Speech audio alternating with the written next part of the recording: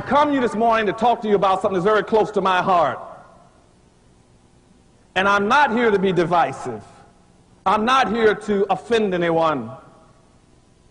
I'm here to speak to you as Geronimo talked to a general in the 1880s in the mountains not too far from here, when he met with him at a peace conference, a powwow, and said to him, he said, this morning, he said, I want to speak to you the truth.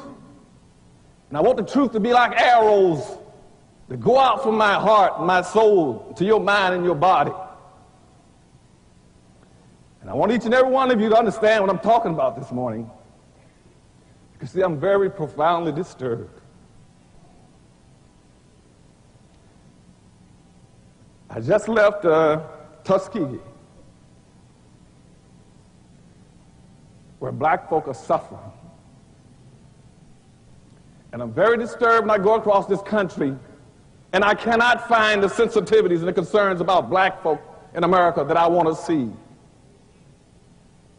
And the only minister that I have seen and heard from any place in this nation has been Dr. Price, that is telling you what you should be listening to.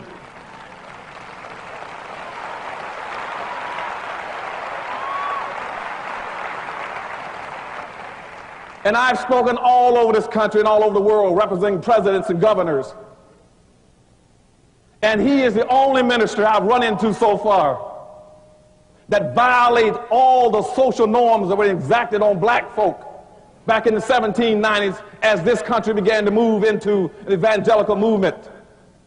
And they decided in the 1790s that it is now permissible to have a black preacher or to have black folk invest themselves into a religious experience.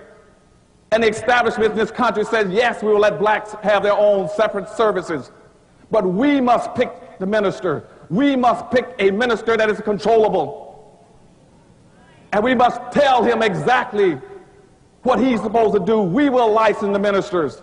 So by the 1720s, the entire establishment in this country has set up a system saying that any black minister in this country, he has an admonishment. He must teach black folk three things so that religion will become a control device to help us maintain the status quo on black folk in this country. He says every black minister who we select or we license, they must teach black folk. First of all, when you talk about the Bible, you talk about the master and the slave, you are talking about the white master on earth and the black slave. You must secondly teach black folk to be humble and obedient and accept their life lot, and to be respectful and loyal to the white servant, to the white master. And lastly, you must teach black folk. You must teach black folk that they will get theirs in the hereafter, in pie in the sky. And that went into effect in the 1820s, and every black minister fell in line and did it.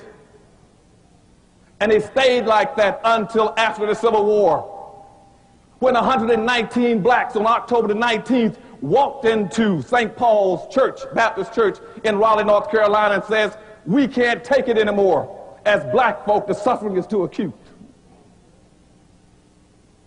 And said we must at least have 40 acres and a mule or something. You cannot just turn us loose free and say we're free and give us non-economic emancipation where we are pennilessly, poor, impoverished, sick, broken, busted, uneducated, ignorant, homeless, nothing, and say we are now free. And that is the only minister, Dr. Price, that I've heard that understands that you got an obligation in the ministry to go above and beyond that admonishment put on black folk over 150 years ago.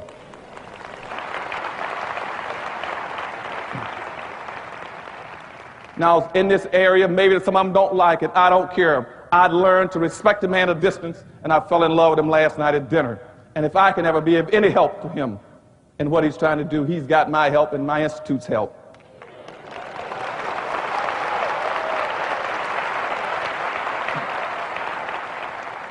And so this morning, in the time that's been allotted to me, I want to talk to you, as I said, like Geronimo, but I want to be like the great European philosopher Diogenes, who walked through life with a lantern in his hand, saying, I want to lighten the darkness because I'm in search of an honest man. But like Diogenes, I want to walk through this temple and through black America with a new movement I'm trying to create. I want to find not necessarily an honest man. I want to find some black people and some white people that understand the problems in America. I want to find somebody that understands in America that contrary to popular myths, black folk are not progressing in America. Black people are going backwards. In comparative proportional terms, black people in America, where you were in 1850 in this country, you have not progressed. You're still in your same dilemma, contrary to anybody tells you. And you see, I want to find, like Diogenes, I want to find a black person that understands that black folk are not progressing. But more importantly, I want to find somebody, black or white, that don't mind being black and want to talk about the racial problem in this society. I can't even find that with my lantern in life. We got 3 or 4 major black organizations in America. 3, the Urban League, NAACP, the Rainbow Coalition, and one other one. I can't even get them to focus on the issue of black folk. One wants to take care of cultural diversity. One wants to be talking about multiculturalism. One wants to talk about minority issues. The other wants to talk about oppressed people. And I asked them across the country, why don't somebody talk about black folk and the problems of black people? And so I'm looking, like Diogenes, for a person that understands the history of this country, because I want to understand the problem in America. And the problem is not what you all have been taught. The problem is not poverty. It is not unemployment. It is not unwed teenage parents. It is not food stamps. It's not public housing. It is not drug abuse. Black people only got 2 problems in America. The first problem is that you've been systematically locked into the lowest level of a real-life monopoly game. That's your major problem. And that's what Dr. Price directly and indirectly is telling you about every Sunday morning. You have been locked into a no-win situation. That means that all the wealth and power in this country has been skewed over 400 years systematically into the hands of the majority white society. Black people don't own a significant amount of anything to be able to control their lives. Whites in America right now control almost 100% of all the income, the wealth, the power, the resources, the businesses, the privileges, and all levels of government. You cannot compete. And I'm tired of hearing people telling black folk, why don't you compete? Compete with what? What are you going to compete with? They keep saying, well, black folk can run fast and jump higher. That won't make it. It won't make it. And let me tell you what monopoly is. Monopoly means that all the wealth and power has been skewed based on skin color, going white, yellow, brown, black. And if you've never played the game of Monopoly, let me show you how it's played. I play it every year at my family. It means that everybody, when you sit down, you're given a certain amount of money and wealth. Black people never got their 40 acres and a mule.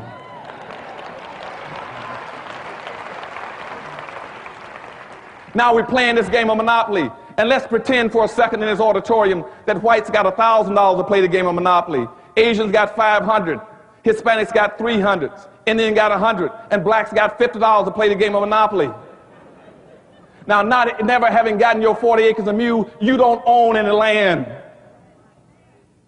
You don't own any land. And if you don't have the money, you can't put any houses and hotels on the land if you got lucky and had some. Now, when you roll the dice in our hypothetical game of Monopoly, and you roll the dice and your number comes up on the wrong piece of property, what happens to you? You must either go bankrupt or go to jail.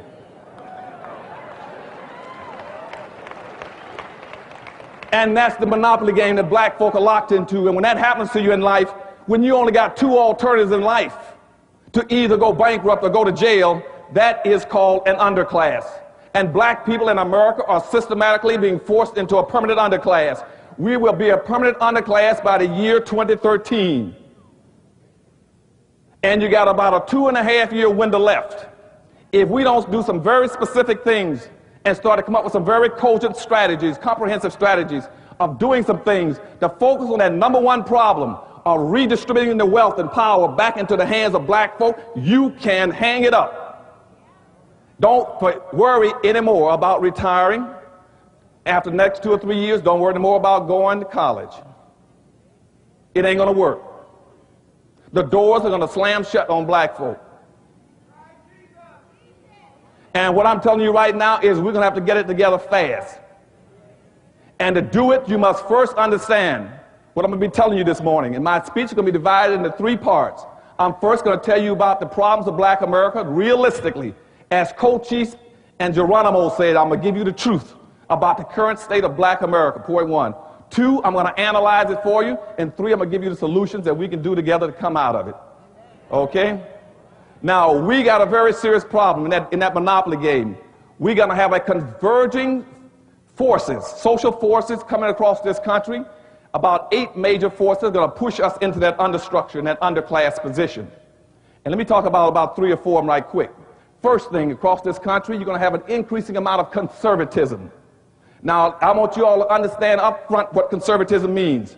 So I don't care whoever uses that word, you know what it means. Conservatism is a new code word for anti-blackism. Okay? Except now, a conservative can stand right in your face and tell you and confess that he's a conservative, which means he is a racist and not tell you he's a racist. Racism, right now, we got racism all over America, and I can't find one racist. And what I'm telling you right now, before my book even hit the market, I'd already predicted in my book that you're going to have a cutback in welfare. I predicted in my book they're going to catch people like in Texaco. And they just caught Avis discriminating against blacks in North Carolina, South Carolina. And they just caught Circuit City, Sam's, Walmart's. I knew they were going to try to cut out the single-member districts. I knew they were going to go after affirmative action. I knew there were going to be riots all over this country that's coming. I talked about this a long time ago in the book because that's what conservatism means. Conservatism comes from the root word to conserve. To conserve means to hold on to what you've got, or those who ain't got, as my mother said in a 3rd grade education, you ain't going to get. That's what conservatism means. And it means nothing else. It means maintain the status quo. It means use every device that you have to give the pretense that what you see is normal. And right now there's a conservative move in this country going from the White House across this land through the Congress that says whatever exists all over this nation and in Los Angeles is normal. They want you to believe that it's normal to go out in Los Angeles and see all the drug abuse and all the crime, all the poverty, and all the suffering of black folk lying and sleeping on the streets, drugged out, doped out. They want you to believe that's normal. That's what conservatism means, maintain the status quo. It also means to reinstitute white authority, white values, so you hear them talk about family values and all these other kind of things, and also white superiority. So when people start talking about they want to go back and be a conservative, you ask them, what are you trying to conserve? When my people don't own anything and you own 100%, what have I got to conserve? When you hear blacks going around screaming about they're a black conservative, you ask them, what are you conserving? Tell me one point in history that you found something that you want to conserve.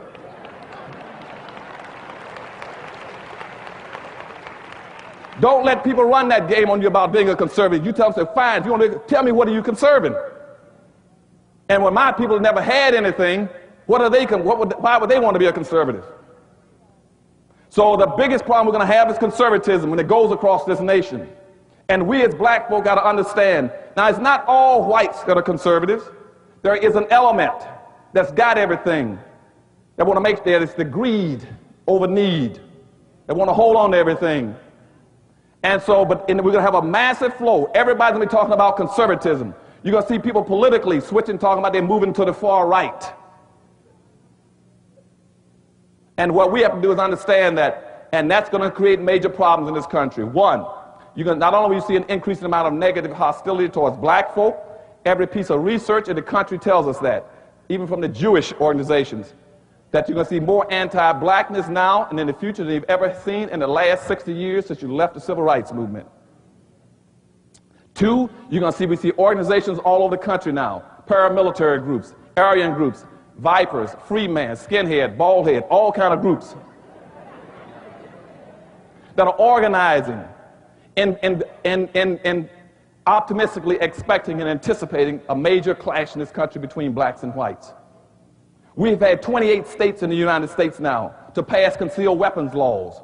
That's specifically so some of the white contingency groups can carry weapons and arms at all times. That's why you have such a major thrust from the National Rifle Association. That's why they're controlling most of your politicians. That's why you have such a major anti-governmental effort in this country. You hear people say, we want to go back to states' rights. We're anti-government. We want to get rid of the federal government. It's not that they're against government. They know that in history, the only people that ever saved black folk has been the government, twice, the federal government. And if you eliminate the federal government by downsizing the government, black folk no longer have an ally. And if a clash occurs, you got nobody to come to the rescue a third time to help you.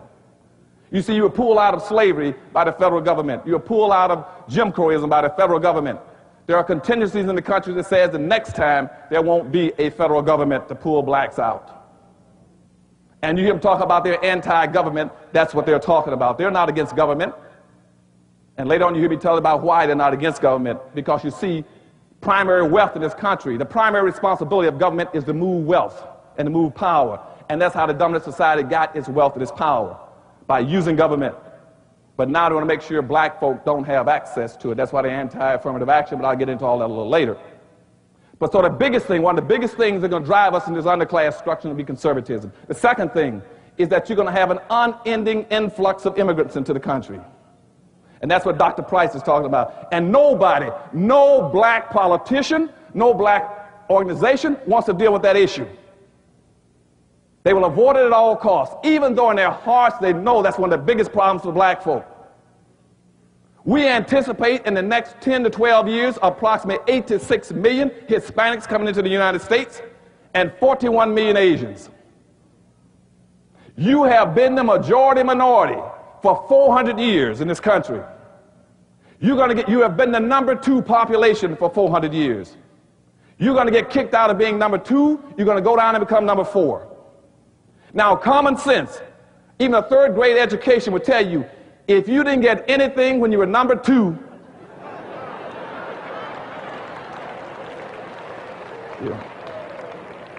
you all jumped ahead of me, but anyway, you can guess what you're going to get when you become number 4. And the worst part about it is as you descend and go down to number 4, those other groups are going to go up. And as they go past you, you're going to have major racial clashes in this country. You're going to have fights all over this country between blacks and Hispanics, blacks and Asians, blacks and poor whites. And black folk cannot fight all these groups. Everybody can not always be against black folk. They know that we are vulnerable and we are defenseless. And we cannot fight those groups. Because you see, they didn't come into this country with the legacies that we are stuck with. Everybody in America has an advantaged position but black folk. But all are in a state of denial. The white power structure in a state of denial. They are pretending that everything that they got, that 100% control and ownership of everything, they got it because they worked hard through a Protestant ethic. That's not how they got it. And you always hear them say, well, what you got to do, you got to work hard. Nobody can work any harder than a slave.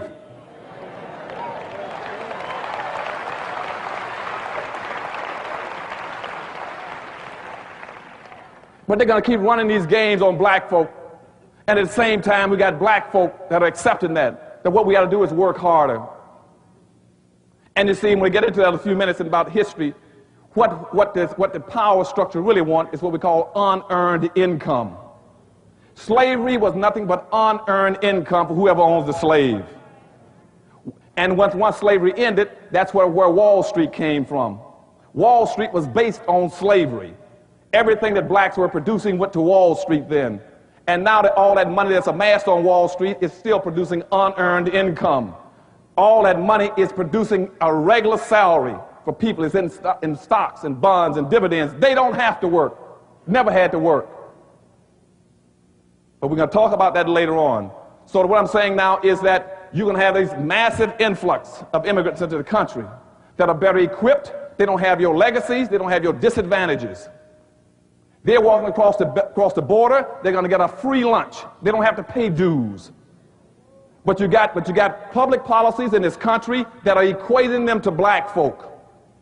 They're equating them to black, and what we've allowed them to do, starting in 1970, is to wrap themselves in black folks' suffering and pretend somehow they suffered along with black folk. And therefore, whatever program is created under this misguided label called minority, that they are equal to you and over you. And we're going to deal with that whole concept of minority in a few minutes too. So that's the problem with the influx of immigrants. And what they're doing is coming into the country and doing what we've never been allowed to do and we've never been bright enough to do in some senses, is to build your own communities. You got to build your communities. You see, every group that when they leave their homeland, the last thing they do is look in the mirror. They look in the mirror and says, I'm going to America. And I'm going to go to America, I'm going to find me a community or neighborhood. Or I'm going to build one with people who look like me. And so that's why you go all over this nation, where they're coming out of Asia. You will find Vietnamese towns all over California, little Cambodias. You'll find a Chinatown in every major city. You'll see the Hispanics come in. They'll build a little Mexico, a little Havana, a little Hialeah. You go up, you find little Italys, French towns, German town, Greek town, Polish town, but you cannot find one black town.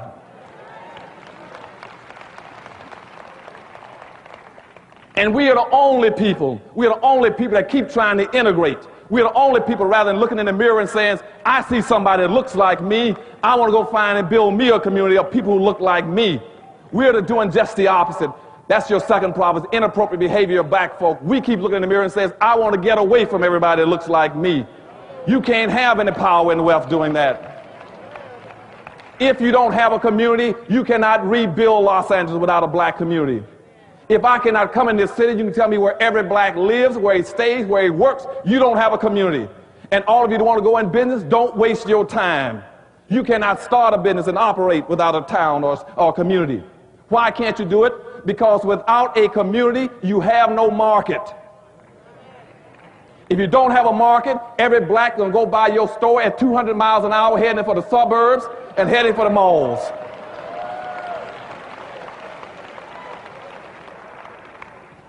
And that's why you got this major displacement of capital out of the black neighborhood. And I tell black folk, if you want to go in business today, don't do it. Give me the money. I need it. Because you're going to go bankrupt. 80% of all black folk that go into business under the present system, you will go bankrupt within 2 years. You will lose your money within 2 years because you don't have a market. And see, that's how the other groups function. They have their own markets, their own communities. And we're going to talk about that a little later on, too. See, the good Reverend Dr. Price, he gave me 2 hours to talk to you all, so I'm going to get to all those points, okay?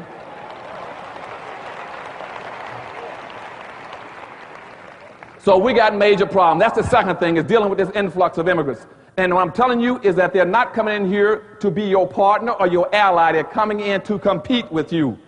And your black organization and your black leadership in this country is afraid to teach black folk how to compete with all these other groups. And they're afraid because they keep trying to create allies with them. You cannot ally with anybody who's planning on supplanting you. You see, if you go check the Council of La Raza, you check the Council of Salala, if you check the National Hispanic Defense League, if you check the National Hispanic Party, the first thing that all of them have is to change the issues in this country from white and black to white and Hispanic. They're planning on supplanting you. When the National Hispanic Party started in Miami in 1974, I was in the governor's office there. I was the only black in politics. That was the first item on their agenda, saying by the year 2000, they want to take blacks out of the equation. And that's why, as Dr. Price just said, that's why they control South Florida. They play to win. We play to play. Okay? And when I leave here today, I want you all forevermore in helping Dr. Price to play to win. Okay?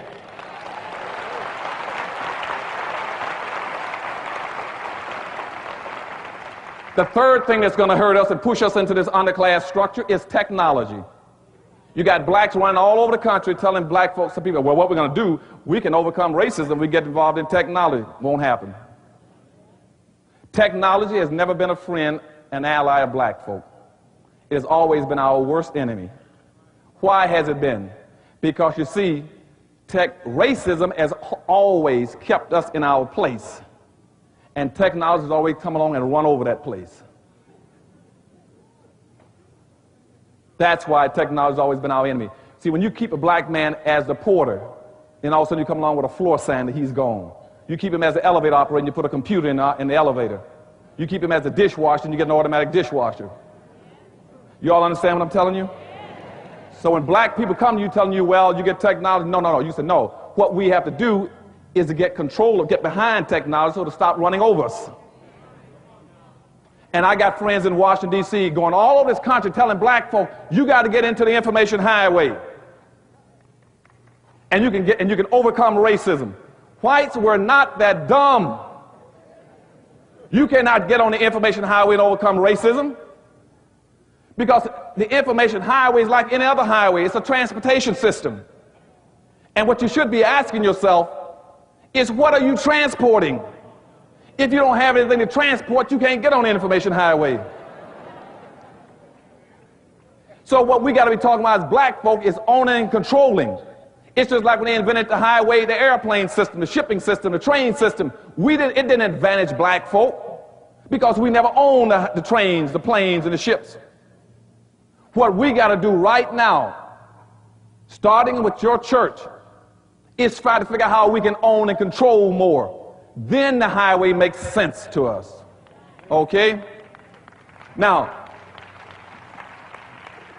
and that's why right now in Washington, D.C., the Office of Technology's last report says that the people going to be hurt most by technology are going to be black folk. And a fellow named Jeremy Ricklin has a book out called The End of Work. And he is the director of the National Economic Trends for Washington, D.C. and nationally. He's the guy that put out these trends. He put a book out. In his book, chapter 5, talks about what technology is going to do to people. And he uses black folk as an example. And I went and sat down and talked with him. And what he says to Dr. Anderson, he said, my publishers tried to make me take that chapter out of the book. He said, I fought to keep it in. He said, because technology is going to kill black folk.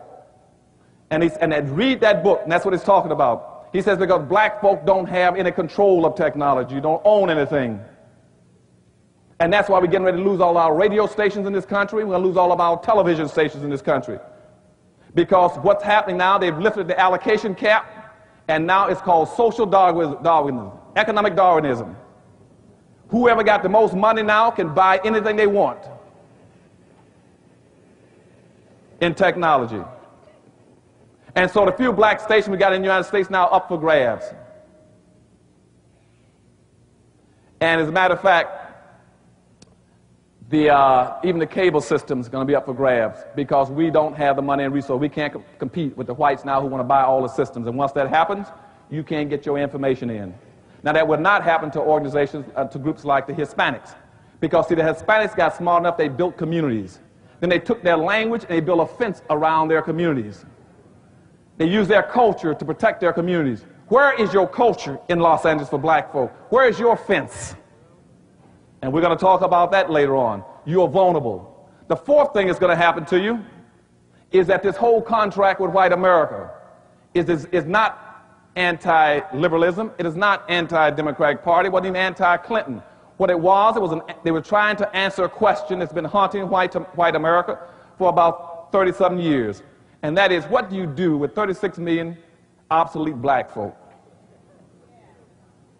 That's what the contract was for. And how they concluded that was, you see, they got 1,200 white think tanks in America. 1,200 white think tanks. You got one wholly owned black think tank, and that's the Harvest Institute I'm trying to run. They got 3,000 employees with a $500 million budget. I got a few volunteers. No staff, no money. Because you see, in this country, no blacks wants to give my black think tank any money to help our leaders to develop policy and public issues. And when I ask them for money, what they say is that we can't give you money. I said, why not? They said, what is your organization for? I said, to help black America. They said, who's going to benefit? I said, black folk. They said, who's going to work in it? I said, black folk. They said, ooh, too black. And the first thing that comes to my mind is, how can you be too black? What is too black? 10, 20, 30? What's too black? Nobody ever says something is too Jewish, too Indian, too Asian. And I'm telling you, people are telling me this too blackness comes from our black entertainers, our black athletes that's making $100 million. They could give the money to us that they're paying in taxes because we're tax exempt. But they'd rather give it to the government than even give it to an organization to help black folk in this country. Because they don't want to be black. And I keep trying to tell them, it doesn't hurt that much being black.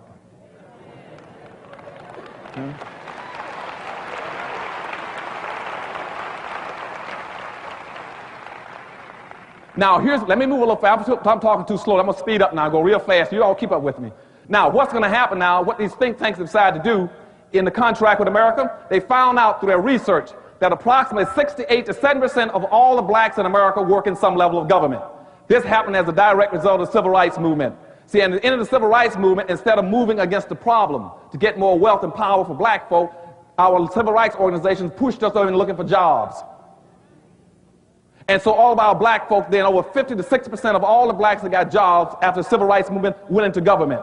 So 68 to 70% of all the blacks in America are working either in federal government, city government, state government, county government, libraries, and school systems. So when you hear white folks talking about downsizing government, what they're talking about are de-employing and disemploying black folk. They know that. They know that. So in Washington, D.C., they plan on firing 480,000 people. And what the Office of Management and Budget, right out of the White House, says is that for every white person who gets fired, we're going to fire 2 blacks. Now, if you're only 12.3% of the population, and you're going to fire 2 blacks for every white, you're going to be devastated. Now, let me give you the real picture, even before they started firing black folk. Let me give you the real true options for black folk. There's only 3 things that you can do in this world as a black person to earn a living and survive. You either must work, go on welfare, or you steal. Now, for those who missed that, let me give it to you again. You either work up here, you go on welfare here, or you steal down there. You're talking about your crime problem. I'll show you how you get into your crime problem. Now, right now at the top level, everybody prefers to work. Now, I just told you that 68 to 70% of all the black folk are working in government. 26 to 28% of the rest of the blacks are working in white corporations. And those white corporations are going to follow the government. They're going to downsize. You're going to see IBM cutting back, Apple Computers, and Meritech, Lucent Tech, now all of them are going to cut back. Only 2% of the blacks in America work in their own stores and their own business in their own communities. Only 2% that are not vulnerable. Only 2% of blacks are not vulnerable. The rest are vulnerable in America. Now look at the problem at the top. Now, contrary to what anybody tells you, the unemployment problem in America is not 5.2% you hear every day in the newspapers and read. That is not about black folk. That's about whites. They're only talking about people who are either getting unemployment compensation or looking for jobs. That's how they're getting that figure. The unemployment rate in America for black folk today is 34% nationally.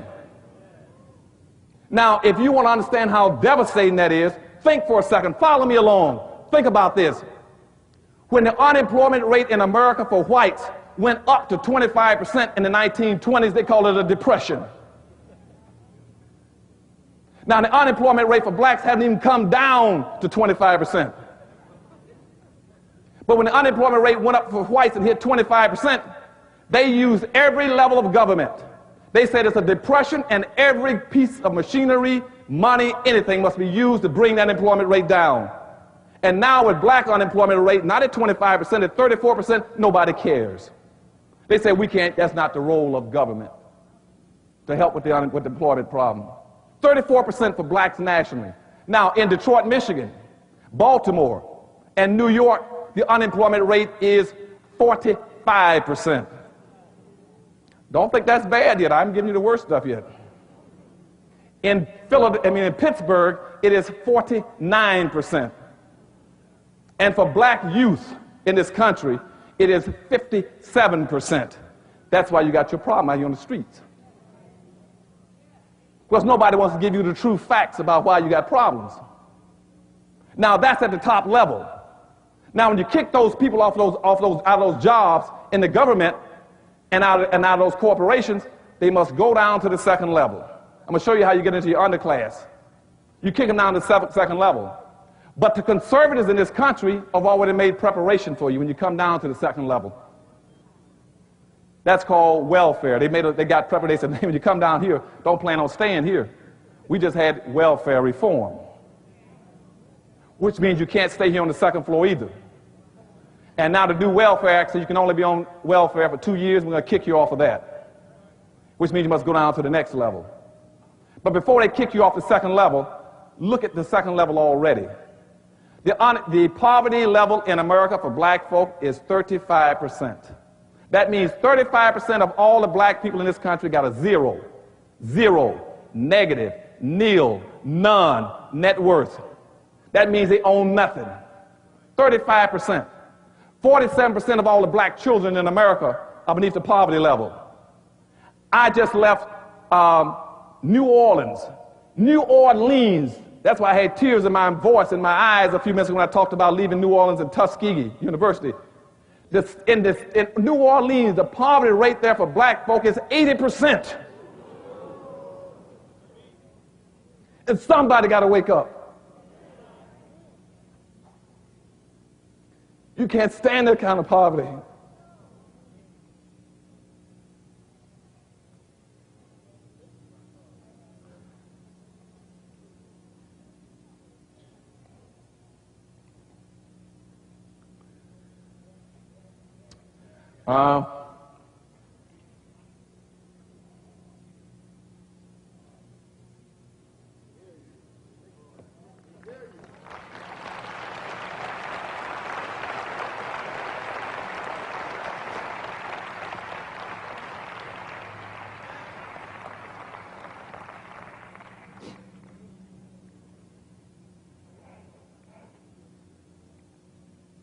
Anyhow, I'm sorry.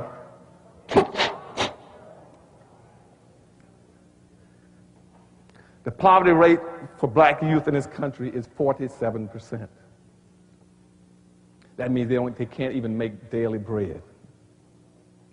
For black female-headed households, it is 52%,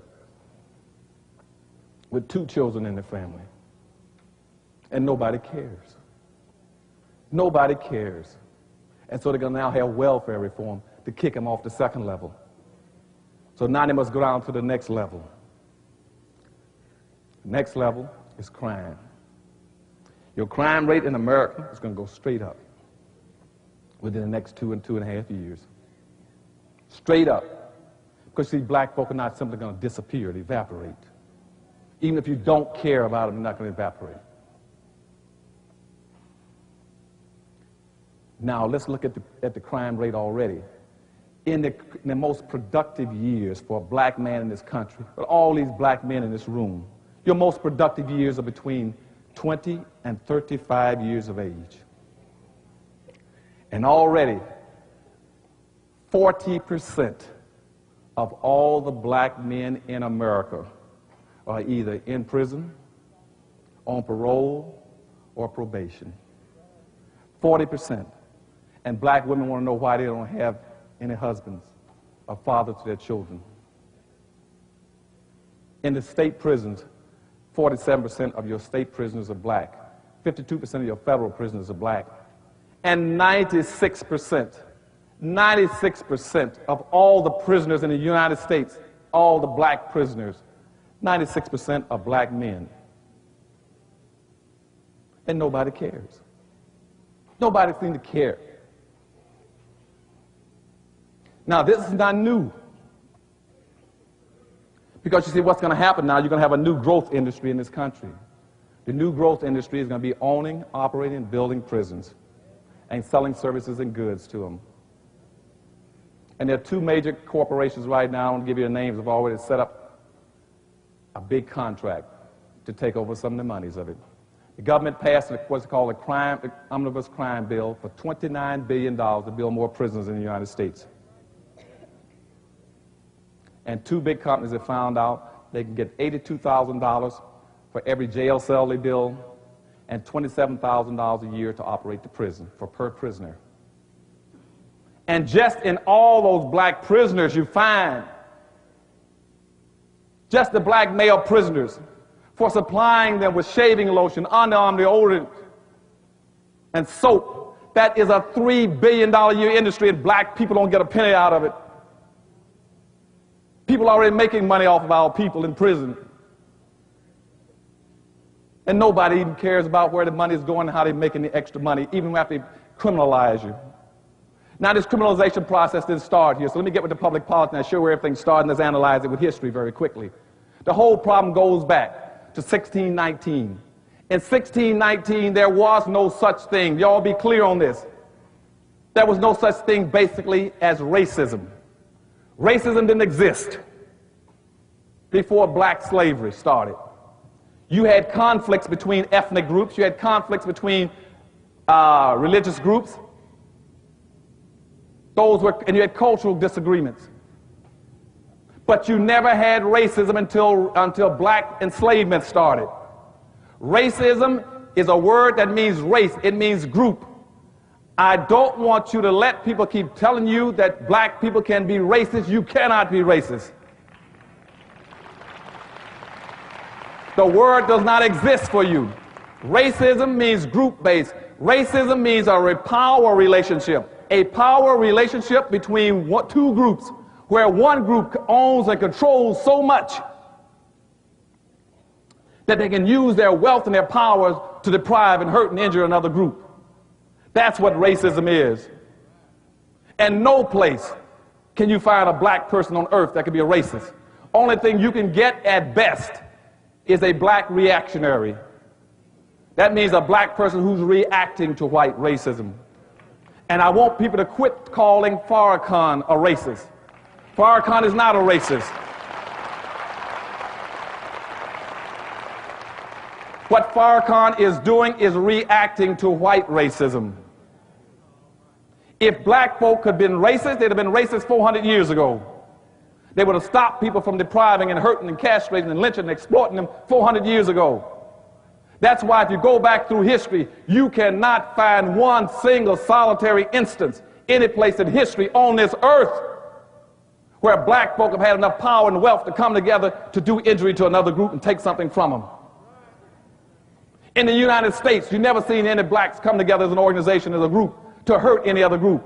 Blacks have never done anything to Jews or to whites or anybody else, Asians or Hispanics, as a group.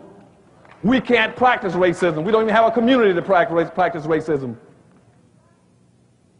But on the other hand, I can go through history books and I can show you mountains, thousands, maybe millions of instances where everybody else have done things mean to us, to deprive and hurt us, by social customs, by extra legal and legal means, by laws to do in black folk.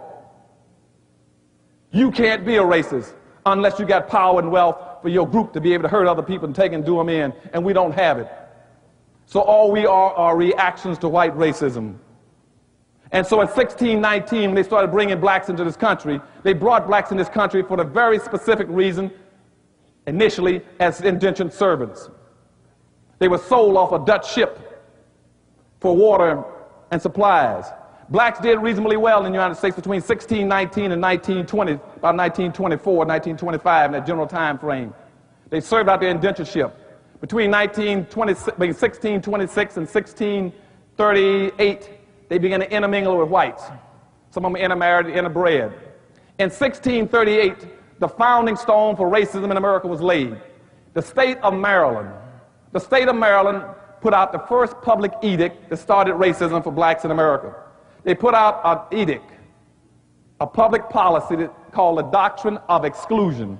The Doctrine of Exclusion says that black people should never be permitted to enjoy the fruits of white society. That became the doctrine of racism in America in 1638. Now, that was called the Doctrine of Exclusion. That meant every time you get a chance, exclude black folk out of it. I don't care what it is, exclude them out. What is out of, nowadays, out of welfare, food stamp, whatever it is, exclude them out. Business, anything you can do. Now, that went on from 1638 to 1666, 1665 and more specifically. In 1665, something happened. Because during that period, they were trying to find a way to build the United States. And the European colonial powers were saying, I sent you whites to America to build America, to use the land, to bring resources, to find gold and silver and products back to Europe. And the colonial powers, contrary to what you read in the history books, they did not come here for religious freedom. They weren't fools. They could have gone any place in Europe and worshiped. There was no there but woods and bushes and trees over there. They came here specifically to get wealth and resources and gold. And what they kept telling the European colonial powers was that we can't do anything with America because we don't have a labor force. And somebody said, yes, we do have a labor force. So you remember that group back in 1638 that Maryland shut out under the doctrine of exclusion? That's our labor force. So at that point in time, what they did then, they passed what were called enslavement laws. They passed enslavement laws, and they took the doctrine of exclusion and expanded it. So that not only did the doctrine of blacks to be excluded, but now blacks were to be excluded, subordinated, non-compensated, non-competitive work group, a labor force for the personal comfort and wealth building of white society. That was what the slave code said explicitly and implicitly. That's been the problem that you've had now for 400 years. It decided how you were to be treated. At that those slave codes again. And remember this, on anything that goes on in Los Angeles, you can tell when your policy in effect is blacks will be excluded, subordinated, non-compensated, non-competitive, managed workforce for the personal comfort and wealth building of white society. That stayed in effect until about 1705. 1705, the slave codes were passed. Very important. What the slave codes did was to tell everybody, whites on one side and blacks on one side, how you were to treat black folk and how whites were to behave towards each other. It says that every white person must accept how black folk were to be treated. They must accept the public policy. And that every white institution, every white church, every white business, every white school, every white level of government, and every white individual must treat black folk in an exploited, subordinated, excluded manner. Any white person who deviated from that, he could be hurt and injured and lynched. Even whites could not deviate from that policy. And no white person could raise a black person up to make him equal to a white person. And on this other side of slave codes, it told how blacks were to be treated. Blacks were not to be permitted to be equated to whites in any respect. A white person could not enter a room without a white person's permission. A black person could not enter a group carrying a conversation without permission. He could not carry a weapon, a tool. He could not raise his hand to defend himself. He could not strike a white person. He could not be called out after dark on certain times, carrying a weapon. And he couldn't even look out, some cases, he couldn't even look out the same window the whites looked out of. That was a subordination. He could never be put in a position of power and authority. Now, those what the slave codes did. And also the slave codes attached to that was called the Diversity Act of 1705. It says to make sure this thing works, every time you get 6 black folk together, make sure there's 1 white person included. That was to always monitor black folk, to make sure they never did any planning, that they never did anything that could be injurious to them. So by 1710, things really started picking up all over the world. 6 out of every 7 persons coming across the Atlantic were black folk coming to America. 6 out of 7 were blacks. For the first 300 years, coming this way west were blacks. Just in between, show you what they were doing, from 1500 to 1660 as an example, they shipped 5 million black folk out of Africa just to Central America down here to dig for gold and silver. And in 150 years, black folk with tools and sticks and stones, they dug out over 16,000 tons of silver and over 4,000 tons of gold. All that went back to Europe. Black folk at that point in time were producing almost 99% of all the sugar on earth, cotton, tobacco, anything else. They were building all the houses. They were the caulkers, builders. So what they did then, they started advertising in Europe. So anybody wants to get wealth, they go to America. You go to America, we guarantee you. We give you free land and free labor. And you would have to be an idiot to come to America to give you free land and free labor and not get rich. So they began, and by 1710, somebody said, well, how are we going to control all these blacks? So the state of Virginia passed a law called meritorious manumission. Meritorious manumission then says that we will control blacks by building in an internal attitude inside of them to make them see things through our eyes, to make them white in everything but skin color. And what the meritorious manumission was passed by the state of Virginia in 1710 then said we will reward any black who gets very good at this.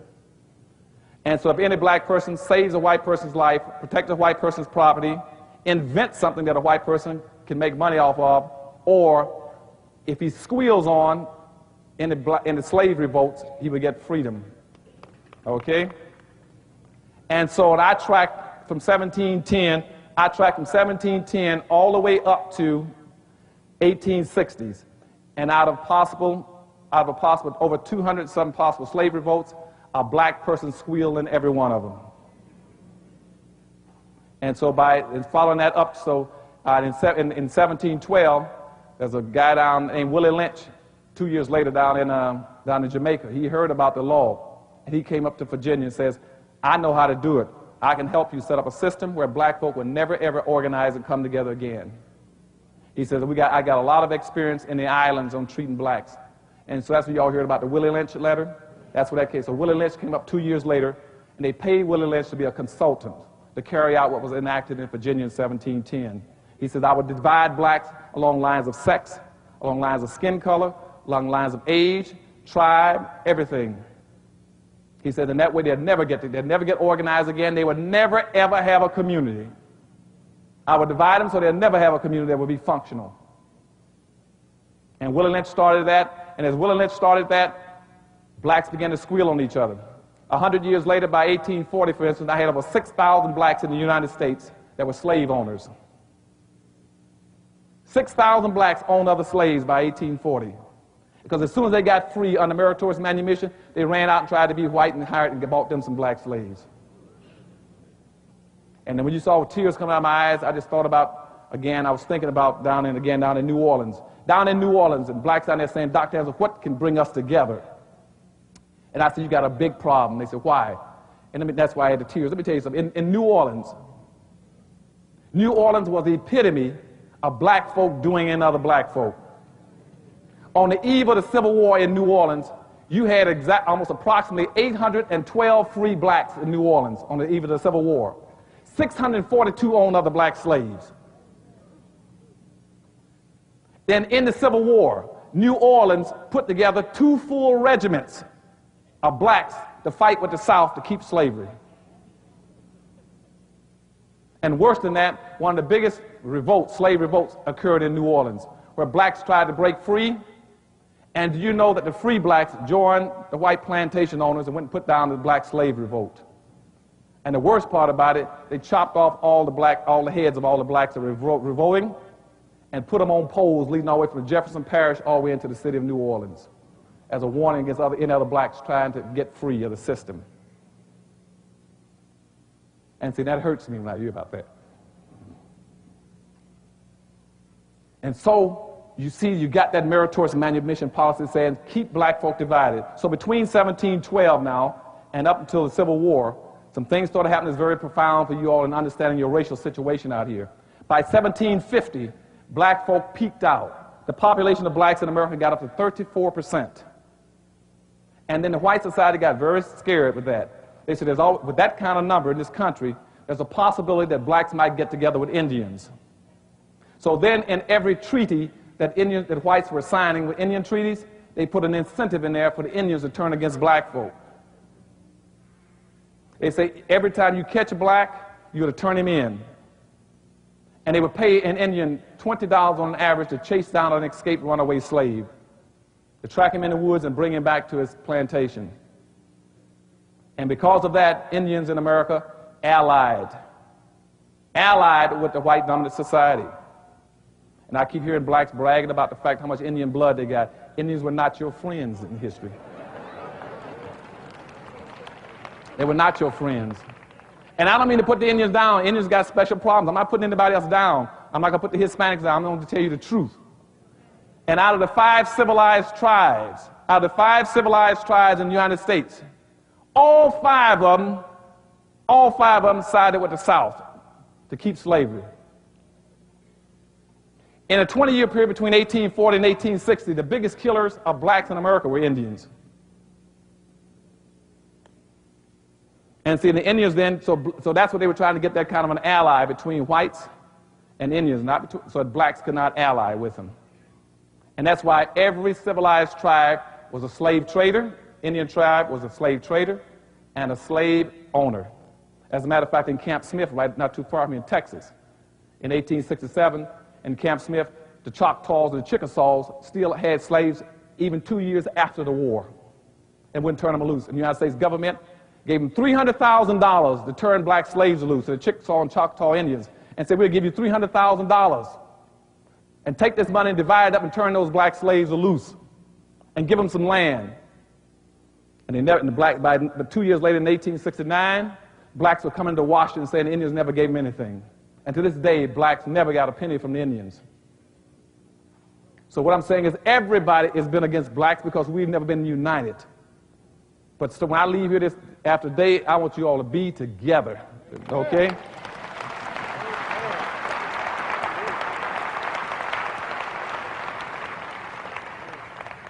And so by 1750, we hit 34 population. That scared, the colonies were scared. So they started petitioning England to quit shipping any more slaves in. And that's what triggered the Revolutionary War. And one of the biggest things was that they were scared that blacks and Indians might somehow get together and take over the country.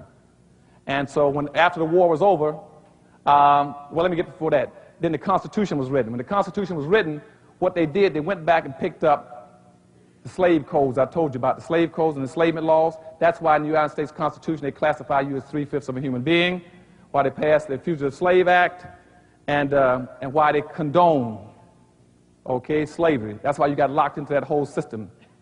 Because what they did then was give all the power to the slaveholding states in the South. And the first compromise was committed at that time. And what happened then, the wealthy whites in the country says, we will allow people to keep slaves, but we'll always protect poor whites. And so they started a system saying, wealthy whites up here, poor whites here, blacks down there. So even if you're a wealthy white, you'll make sure that poor whites are at least the management class, that they're over the blacks, they're the supervisors.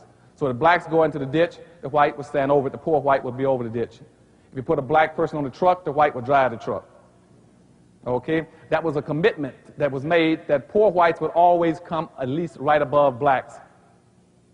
And I'm going to show you how that got into all our national public policies later on. And so between that, that was built into the Constitution. Now they developed a system in this country. I hope my time is on. Is my time running? Okay. So they built into the Constitution, right after the Constitution was initiated, they built the Constitution based on the premise that you're going to have a social democracy. Very important for black folk. A social democracy means that the majority will win, the minority will lose and suffer. But also in the Federalist Papers, it says that the majority then can never do anything to stop the minority from becoming a majority. And it is the majority's responsibility to protect the minority. And as soon as the Constitution was built on that, it was violated next year, 1 year later. Whites in America never accepted that it was their responsibility to protect black folk if you're going to make them a minority. They're talking about black folks shouldn't be out now chasing civil rights as a minority. They know that as a minority you can't win. You don't have the power. It is the majority's responsibility to take care of the minority. Not the minority's responsibility to fight for something you can't get. You don't have the power. And that was violated because in 1790, the first act of the Congress, right after the country was organized with the Constitution, the first law says this is a white country and the quota on black folk is 0. Which means you got a 0 quota, you can only come into this country as a slave. At that moment, black people became the only permanently planned minority in the country. You become the only planned loser. Remember, the minority means loser. Anytime you use the word minority, you call yourself a loser. Don't ever use that word. Okay? You call yourself a loser. So their first act of Congress was to pass an act saying it's a white nation got a 0 quota on blacks except for slaves.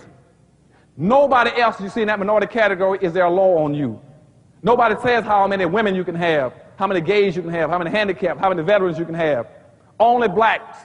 That's why you cannot get Haitians into the country, because you got a zero quota. That quota was changed in 1966 and raised to 1/2 of 1%, where you got a few can drift in from the Caribbean, but they know you can't compete because you got 2 million Hispanics coming in every year. And that's why you can get suffocated to death. As a matter of fact, jumping ahead of myself for a second to show what I mean about the influx and how they're going to suffocate you. In 1840s, you did not have one single Asian or Hispanic in the entire United States. But you had 5 million black folk that were enslaved. 5 million black folk were enslaved, but you did not have one Asian and one Hispanic. By the Civil War, you had 6,000 Hispanics. By 1900, you had 100,000 Hispanics. You had 100,000 Hispanics in 1900, but you got 11 million blacks. And they got the same identical birth rate. Here are blacks, here are Hispanics. Here are blacks, here are Hispanics. They got the same birth rate. Now they're going to pass blacks. You know why? You can't come into the country and fight and protect yourself by numbers. You are a permanent loser. And that's why you're going to be overwhelmed in this area. You cannot win if they can't let you get your population up. And the major issue they're going to fight for is keeping the doors of immigration open so they can become the dominant population over you. They know you cannot bring in your people. And that's why you had 3,000 blacks on a boat off the west coast of Liberia, Africa, for about 2.5 months, and nobody even called them in. They were sick and hungry. No country would take them in. The United States has never had an immigration policy for black folk to bring in blacks, because they want you to stay in a minority category and loser category. And so what we're going to be talking about, we talk about solutions in a little while, is that the only way you win is that you got to learn that when you accidentally become the majority, you immediately start acting like the majority. Get out of the minority category. Don't ever let anybody call you a minority. If they're going to call you anything, make them call you the only non-immigrants in America. Okay?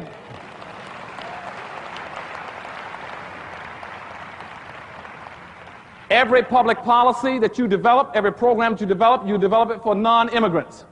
When you develop it for non-immigrants, you get into a special category with just black folk.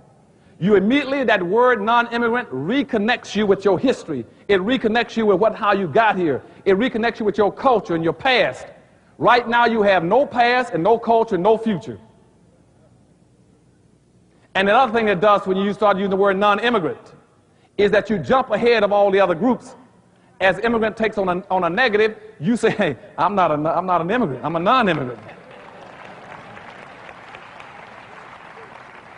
And what you also do, you stop whites from bragging about my daddy came from Poland, my daddy came from Germany. You stop them from doing that by saying, hey, you're an immigrant then. I was here before you. See, 97% of all the black people in the United States were here before 97% of all other people here are even arrived today. Remember that, very important. When somebody starts telling you to go back where you came from, you say, hey, 97% of my people were here before y'all ever arrived. And so if anybody's going to leave, the last leave first. And the people who developed everything should stay here, because everybody else got a free ride. So let me tell you what happened between 1710 and 1712 and the Civil War. Let me show you what blacks did in terms of accumulating the wealth. Nobody else accumulated the wealth. The wealth was in black slaves. They keep flipping things over, tricking my people, for making you believe that somebody worked hard and that they got their money from land. They did not get their money from land. Land had no value. Land had absolutely no value. You can get all the free land you wanted in America. They had head rights and land grants. They gave out millions of acres of land whoever wanted.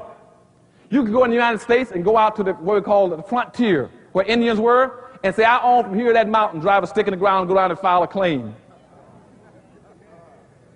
Only time land had value when you put a slave on it. And according to President Andrew Jackson, he says that immediately a black slave would bring 75% of the value to the land. So between the time of enslavement and the Civil War, whites in America invested $8 billion into buying slaves. And when they talked about freeing the slaves, they demanded their money back. And they asked for reparation. They sent a letter to Lincoln saying, we'll turn the black slaves loose, but you give us back our $8 billion. President Lincoln, you all don't know it, he sent a letter to Congress asking for $8 billion in reparations. Congress says, that kind of money doesn't even exist. That's more money than all of our businesses and the federal budget put together. And that's one of the triggering mechanisms for the Civil War. They didn't have that kind of money. As a matter of fact, from the period I just told you about from 1710 to the Civil War, 2 out of every 3 people in the United States that had over $100,000, 2 out of every 3 lived in the South. A white plantation owner in the South who had black slaves had 400 times the wealth of a northern farmer. A white person in the South with 2 slaves had a value equal to any non-farmer in the North.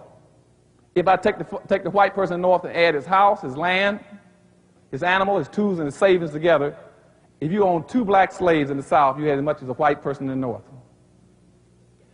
In the South, up until the Civil War, a black slave was an American Express card, a walking Visa card.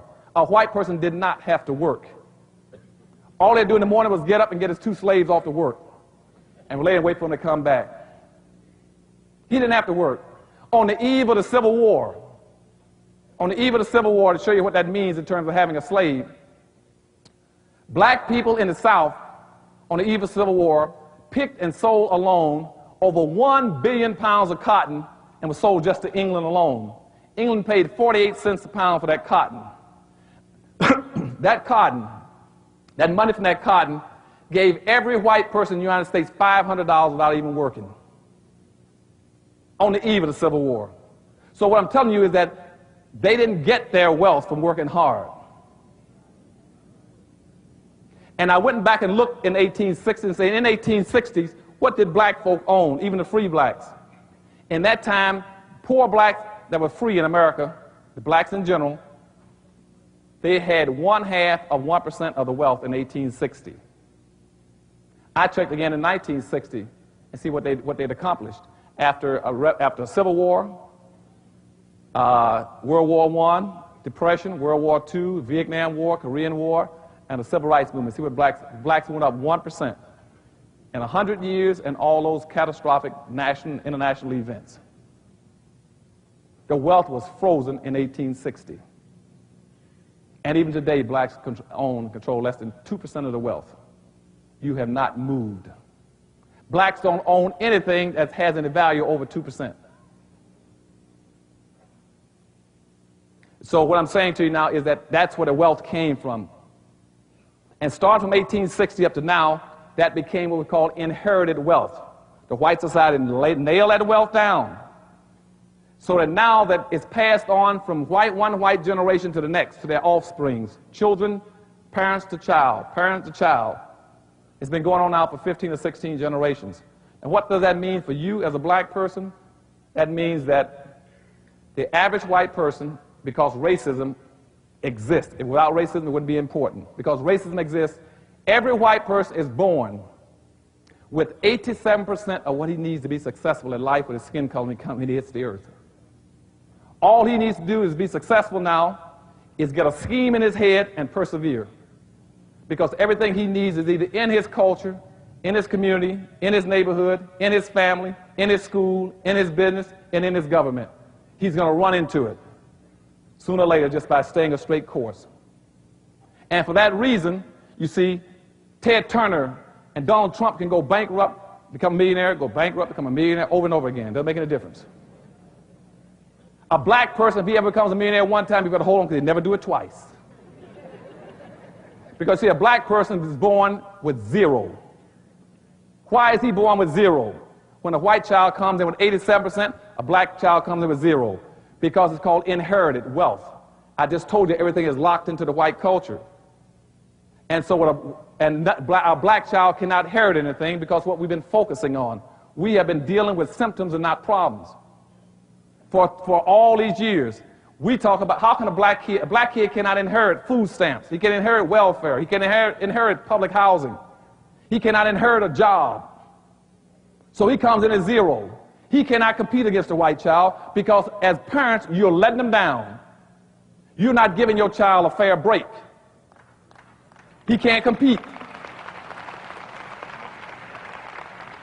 And I don't care how much you're going to scream at these black kids about what they should be doing. They are not crazy.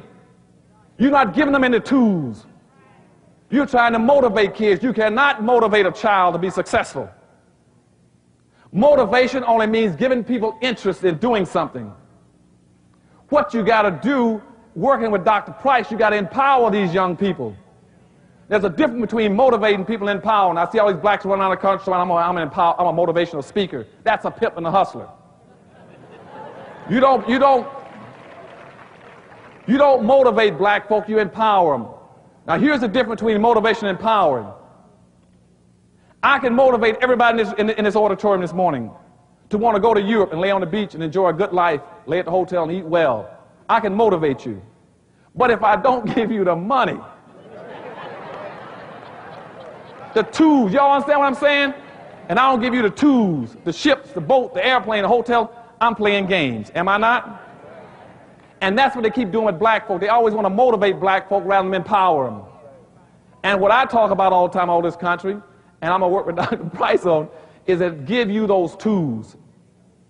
You give black folk the tools, and they'll do the job. Okay?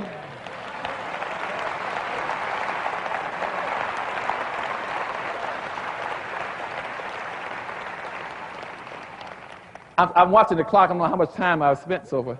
Am I fine? 47 minutes? Okay. I got 47 minutes. Let me wrap it up then. So give them the tools. They can be successful. But they won't always want to motivate blacks. And that's why we came out of slavery. What they did, they gave blacks what I call non-economic emancipation. Then when we came out of Jim Crow, they gave us non-economic integration.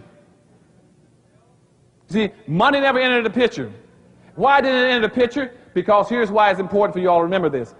Because at the Civil War, that was the dividing line. That was the first time that land became more important than a black slave. Okay? And that's why you all didn't get the 40 acres and a mule. Okay? Because that was the first time when they said nobody could ever own slaves anymore, then the value jumped from a slave to land. And they said, and blacks won't get any. And you never got your 40 acres and a mule. That means you were vulnerable, you couldn't compete, you had no place to go, you were homeless, penniless, and you suffered 260 years of planned ignorance, so you couldn't do anything. And so then the second compromise was committed. Immediately after the Civil War was over, the North then sold blacks out. They looked at the poor whites in the South and said, well, now that we've taken all the wealth out of the South, because what we really want to do, what we were fighting the Civil War over, was to take the wealth from the South and move it to the North. And now that we got the wealth, you all can have the South again, and you can have those blacks. And so immediately in 1866, the South passed what's called the Black Codes. The Black Codes were nothing but the same code what I told you earlier in 1705 called the Slave Codes. So it re-enslaved black folk. And you went back into second slavery that they called Jim Crowism. Now, what was the effect of Jim Crowism? Let me show you. Up until that point in time, black folk were the primary labor force in the United States because nobody else wanted to work. All whites in America want to be the genteel class. They want to be the lazy class. They want to be able to, the aristocrats. They didn't want to work. They didn't want to get their hands dirty. But what they'd done, though, by that time, black folk were the caulkers, the mechanics, the bricklayers, the plumbers. Blacks made up almost 50 to 60% of all the workers in the factories, in the tobacco factories, and the iron factories, and the mines in the East. In the South alone, after the Civil War, according to the 1865 census, that out of 120,000 artisans mean educated or skilled people in the South, people who could do the job, the work, out of 120,000, 100,000 were blacks.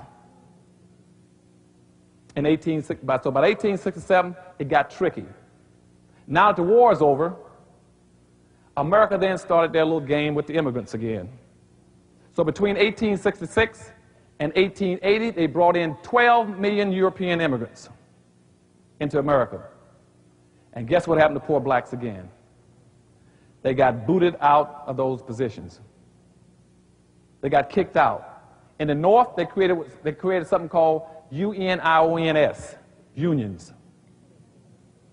They created unions and kicked blacks out of all those jobs I just told you about as mechanics and plumbers and engineers and bricklayers and all this kind of stuff. They kicked them out and started unions. Then they put a clause in it's a white-only union. They kept blacks out of jobs up until the 1960s, almost 100 years. Just shut them out. They did the same thing in the South. They created what's called farmer alliances. Even though 55 to 60% of all the farmers in the South were blacks, they created farmer alliances so black folk could not raise their products and sell their products and get to market. That's why the black farmers were crying over in Tuskegee. Said nobody. As a matter of fact, it just made the front pages of the Washington Post. What day was it? Thursday. Front page of Washington, what happened to the black farmers right today. They can't raise anything. They can't raise their crops. If they're raising, they don't have a distribution system. They don't have a market because they don't have a community. Nobody can get the crops from Tuskegee, from the South to New York City because, see, the white won't let you use their system to do it unless they control it, manipulate, and they get the profit and advantage. So those poor farmers out there are losing their land at three times the rate of white farmers. In 1920, we had 20 billion acres of land, 20 million acres of farmland in the United States belonged to blacks. It's down to less than about 400,000 acres now. You're going out of existence. And as the food crop moves further and further away from black folk into the hands of 2 or 3 major corporations, you're in serious trouble. Because 78% of all the blacks in America now live in 10 large cities. You got a 10-day food supply.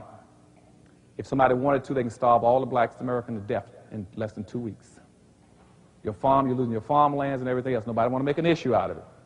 The Washington Post had the front pages saying the black farmers are almost gone. But anyhow, so what happened then after the Civil War? The immigrants came in, bumped blacks out, froze them out. Some people say, well, black folk can compete if we educate them. Wrong. Didn't work. When black folk came out of slavery in 1866, they had a 98% illiteracy rate.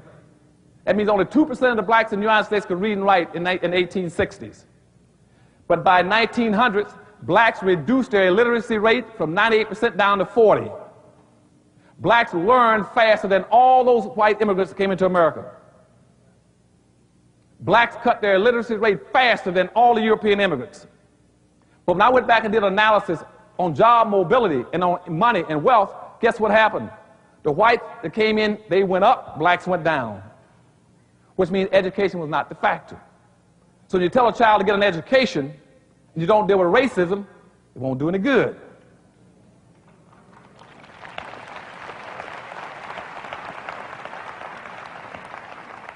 And I got blacks all over the country telling me, so Dr. Anson, it's time for black folk to put racism behind them. Black people cannot put racism behind you because you didn't put it in front of yourselves.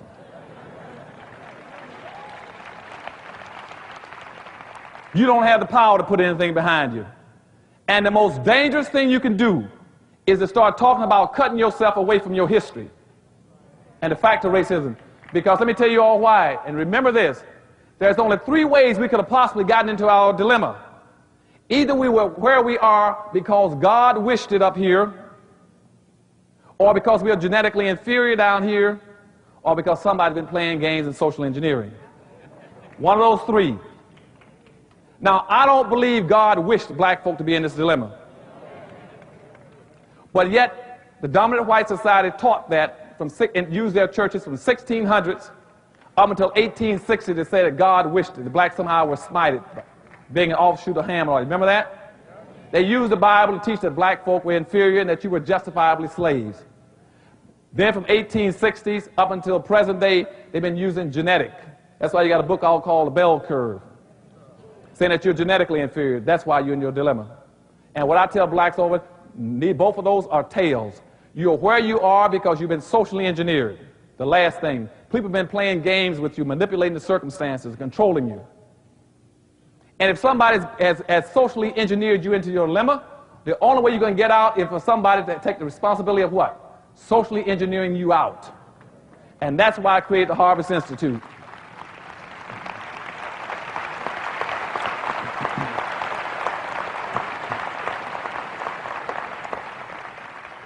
And so what we're doing now is trying to go back and understand everything that's happened to black folk, and I'm trying my best in my books, in my institute, to turn everything upside down and give you a halfway fighting chance to come out of it as a winner. I don't want you to lose anymore. I'm tired of black folk losing. Okay?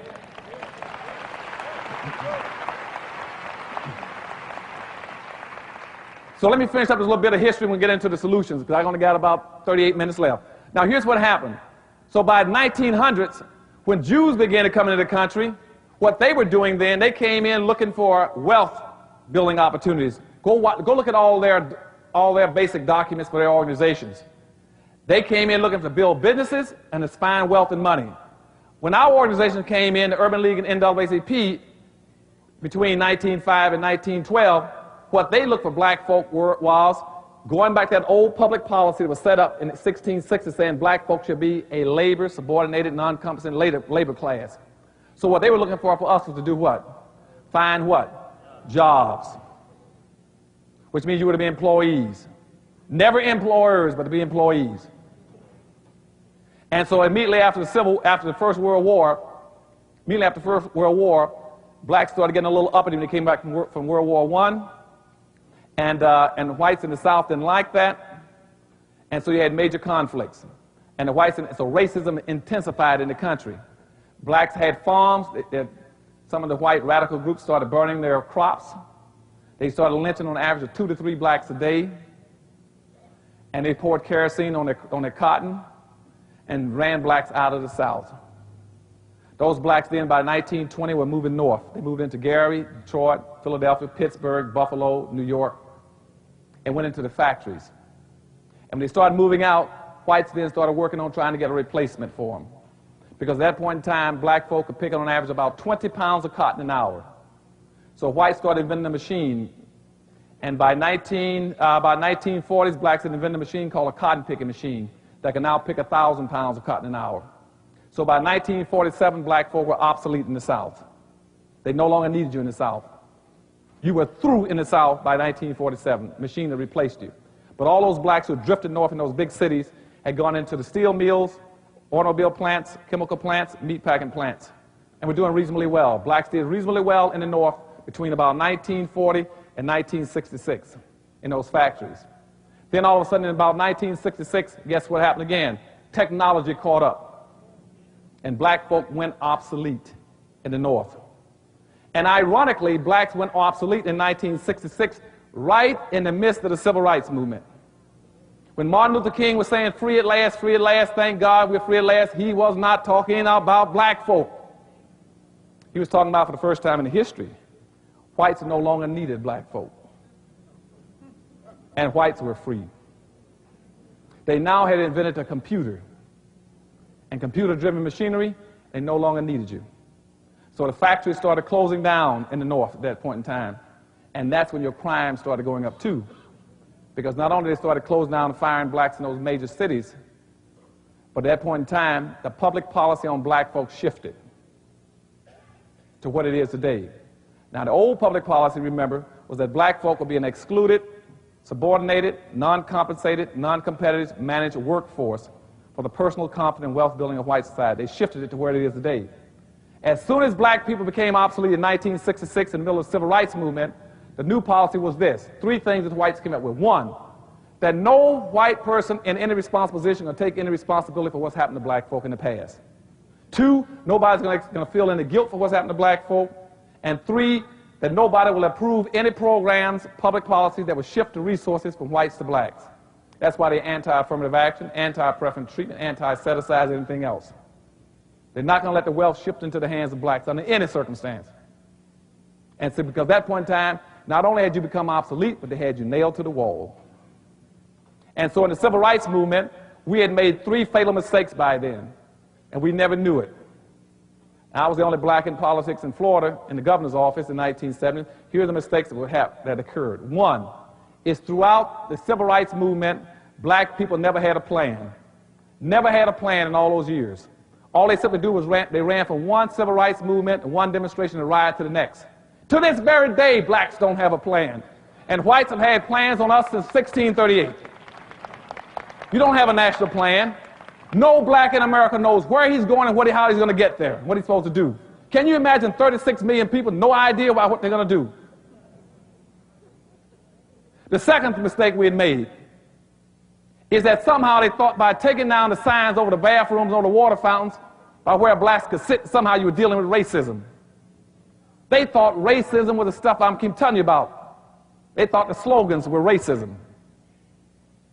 That was not racism. Racism was 4 floors down. They never touched racism during the civil rights movement. Allowing a black person to sit on the bus is immaterial. Allowing a black to go into a hotel is a waste of time. Can he pay to get out?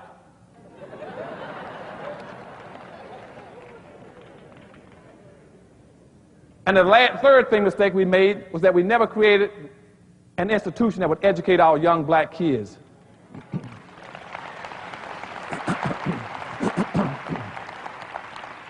On how to deal with racism, that we could give them a plan and they would be trained as a leadership class to pick up that plan and run with it. So between 1966 and 1996, black youth fell through the cracks because we let them down.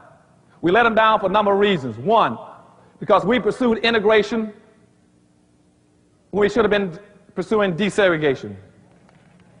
Now, what does I mean by that? Desegregation means just stop the government from using its power and resources to deprive you. And what most blacks thought they were getting was assimilation.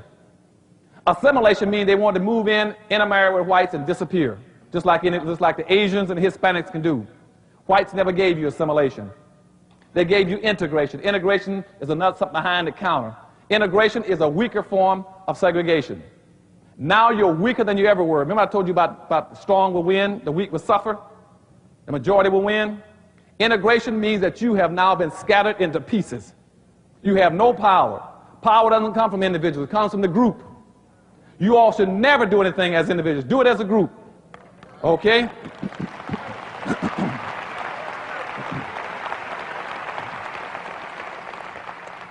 In this church, you all stick together all times. Stick together as a group and stay behind your leader. And they can't get to you.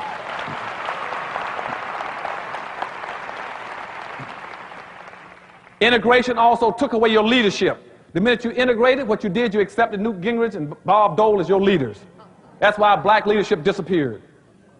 When you integrate, that means you become a guest. Integration means black people become G-U-E-S-T-S. You're a guest. You're a guest in everything everybody else owns and controls. You're a guest in their hotels, their restaurants, their airlines, their neighborhoods, their schools. You don't own anything in America because you volunteered to become guests. And before integration, blacks had their own communities. They had their own resources. They had their own businesses all over this country. And you young people here today, you don't know it, but I'm telling you, black folk had viable, competitive communities before integration. They had clean communities. We did not have the crime in the black communities. As a matter of fact, before integration, most blacks in America never had to lock their doors.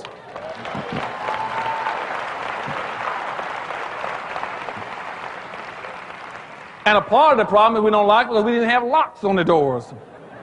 You got scared to put a chair under the door. And you left your window up all the time because you didn't have air conditioning. And most blacks in the South, where I grew up, when the mother would leave home, she'd say, "Miss Jones, I'm going downtown, watch the house."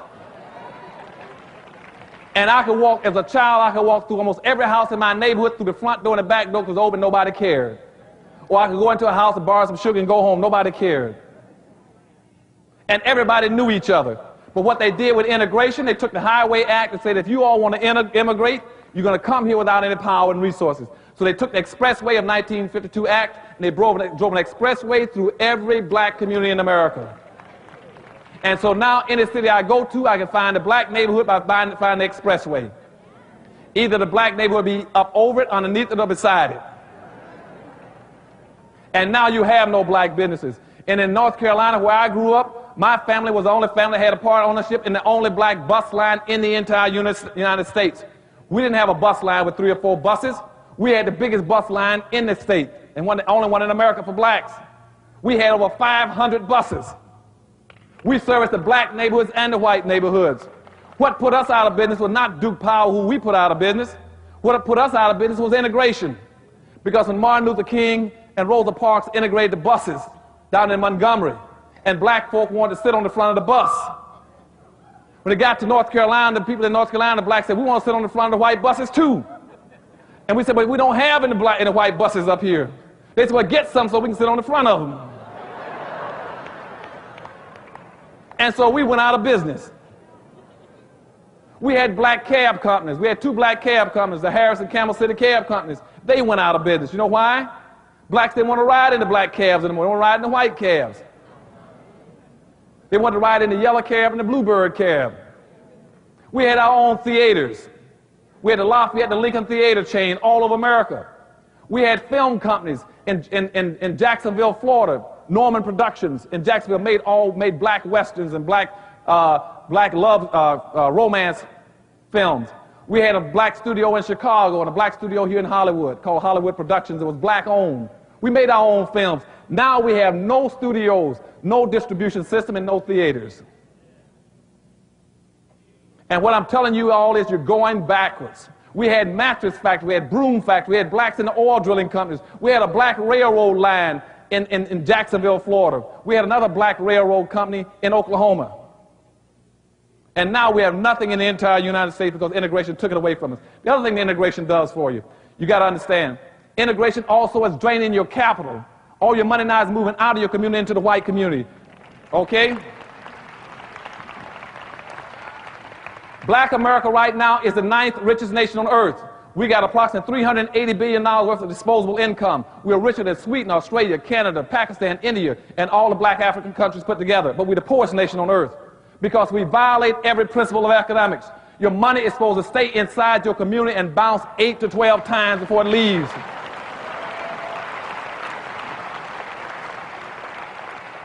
Black money does not bounce one time. You know why it doesn't bounce one time? Because you don't have any communities to bounce it in. You're so busy integrating. Where are you going to bounce it? How are you going to pass it through another black hand? So as soon as a black person gets paid, before it touches another black hand, he runs right to the suburbs and spends it.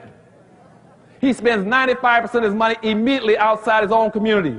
He keeps 5% to take back into his community.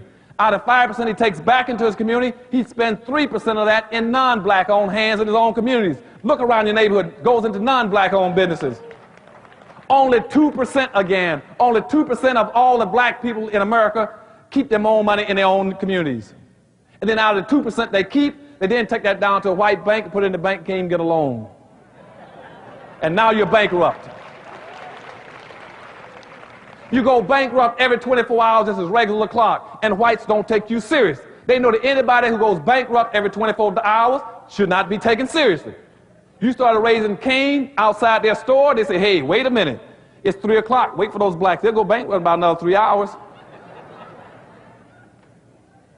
They know you're going to violate all the rules. So the reason we don't have any black businesses in America is for 3 reasons. 1, we've never had a national plan to start building black businesses in the country. That's why I wrote my book. That's why you got a plan now. 2 is that whites and other groups are boycotting your neighborhoods. They're boycotting you. And 3, we're boycotting our own neighborhoods and our own stores. That's why we don't have anything. Now, as long as you live, you will never see a white person get up on a Saturday morning, drive down to a black neighborhood, and get out of his car and go into a black store to buy something made by a black person. If you do, take a picture of it.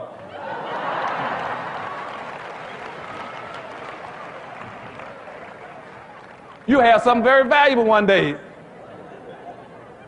All over America, on Friday evenings, go to any big city, and you'll see blacks lined up to get into Chinatown, to go to China, eat some Chinese food. Have you ever seen Chinese lined up trying to get into a black town? Somebody is not playing with a full deck. You're not playing the game to win, you're just playing. And you got to stop spending your money. So then I go to various cities, and blacks got the nasty habit, when company comes, putting them in their car on a Sunday and taking them out to the white community and say, let me go out and show you some nice white homes. Y'all know what I'm talking about. Let's go out to look at the white malls. And then they come back home and say, how in the world can white folk afford all those fine homes and big houses? It's easy. It's your money. You see what I'm saying?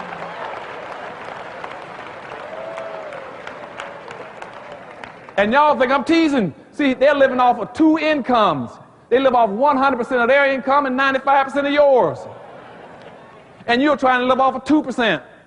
It is humanly impossible for a race of people to live off of 2% of their income.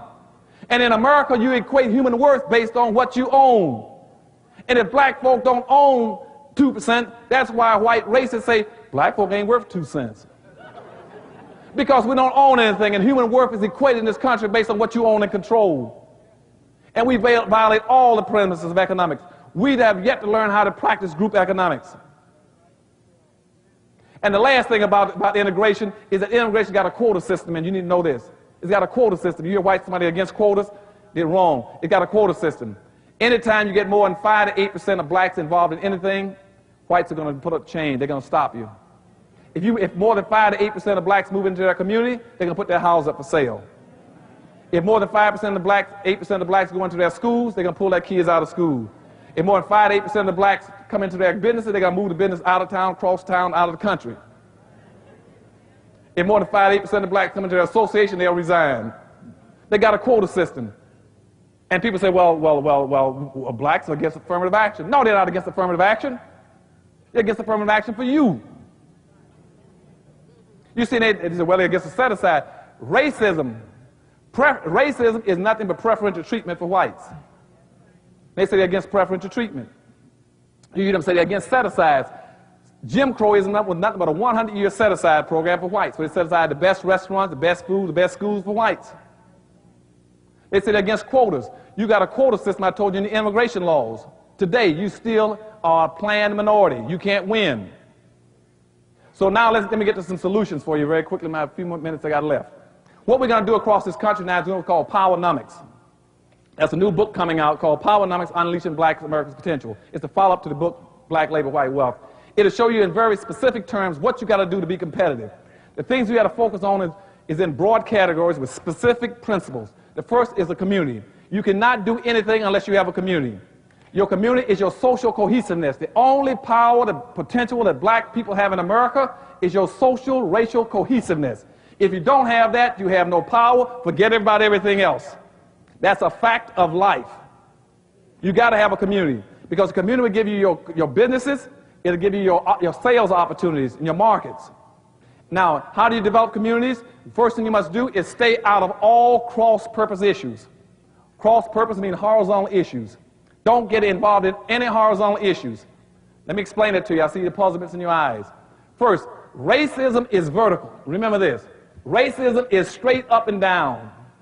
Racism means I don't care whether you're the lowest income black or the highest, the best educated or the least educated. It doesn't make any difference. You're all in the same tube. Okay? That's what Malcolm X asked, what is a black man with a PhD? Remember that saying? And he answered, well, he's still a Negro. Okay? It means it doesn't make any difference. You're all in it together. That's straight up and down. Horizontal issues are any issue that pertains to everybody, stay out of it. You're the weakest and poorest and most vulnerable people. Don't get involved in it. Because the only people that can benefit are those people who are directly behind where the horizontal crosses the vertical. Okay? The only people that benefit are where those 2 points cross. That's too small. You don't have that kind of energy and resources to waste. Now, what's a horizontal issue? Sexism is a horizontal issue. If you get into these various religious issues, that's a horizontal issue. Poverty is a horizontal issue. I keep telling some of my civil rights leaders, stay away from poverty. You cannot eradicate poverty. Poverty is a fixed, it's a given. You're always going to have poor people. And people say, well, you're going to have poor Greeks, poor Indians, poor Lithuanians, poor Hungarians. Quit trying to eradicate poverty and try to get as many black folk as you out and leave poverty alone. But they try to eradicate something that can't be eradicated. Culturalism. That's a horizontal issue. That pertains to everybody. Let me give you about sexism, for instance. I tell black women who always want to get into sex issue, they think that somehow that the issue is sex rather than racism. See, my great-grandmother was not enslaved because she's a woman. She was enslaved because she was black. Okay? And if you're going to get into sexism, I want black women to understand this. To keep your priorities in order. If I say abracadabra right now and sexism disappeared, you still can't go into place because you're black. And to keep it in order, remember what your mother felt. The minute she knew she was pregnant, she knew at that moment she was going to have what? A black child long before she knew the sex. So you keep your priorities straight and say, since my color came before my sex, I'm going to keep it in that order. You always stay black first.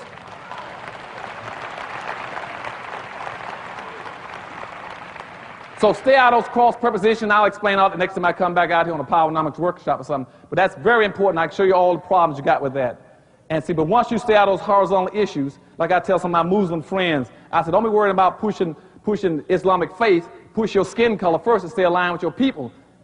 And I tell them, the people in the Baptist church, quit worrying about about being a Baptist and worry about being black. And again, I have to give credit to your minister. It seems like he's one of the few in the country who understands that. That you put who you are and as a people before you start talking about what denomination you belong to. And especially since most of the denominations on the earth all work together to enslave black folk. All of them pimp and hustle black folk. The Catholics, the Protestants, the Baptists, the Jews, and everybody else got black folk. But what we're going to do then is start, once we get past building these communities, then we're going to start getting into what we call building alternative economic structures. That's very important. You got to build your own alternative economic structure. An alternative economic structure, in the short time I haven't got time to explain it, is nothing but building your own city, your own communities, your own towns. Building a lot of small sub-communities all over America. You build a community of markets, a community of producers, a community of distributors, a community of retailers. And we all interconnect all over the country and build a vertical order. Let me give you an example, for instance. The reason I'm down in Tuskegee and down in New Orleans is because, as an example, we're trying to build 12 major industries in America. The first one is seafoods. Why am I picking seafoods? Because one of the first principles of Powernomics is you must always dominate economically wherever you dominate in population. We, as black folk, are one of the largest consumers of seafood in America. We must dominate in seafood production. So what I did down there was go down there and I got blacks now who are raising seafood in ponds. They're growing crabs, oysters, clams, catfish,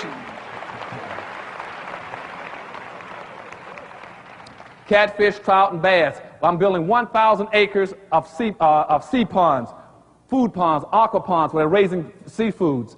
Now, I got blacks in the farmers now. They're going to raise grain, wheat, soybean, corn, and wheat. They're going to make the feed for us to feed those fish. Now, when that comes up, I'm heading out here next week. I'm building and putting in $5 million into a processing plant in the South. I don't name the city because I don't want people to try to cut me off. But we're building our own processing plant. All that seafood then is bought from those black farmers. Those blacks that got land and not using, they're now going into business and making money raising seafood and raising feed.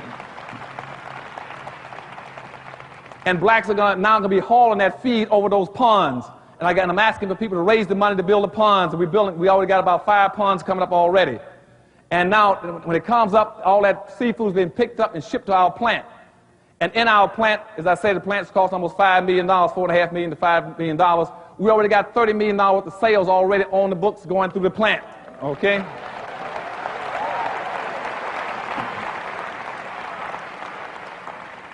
Now, once that seafood comes into that plant, it's processed, diced, sliced, and prepared.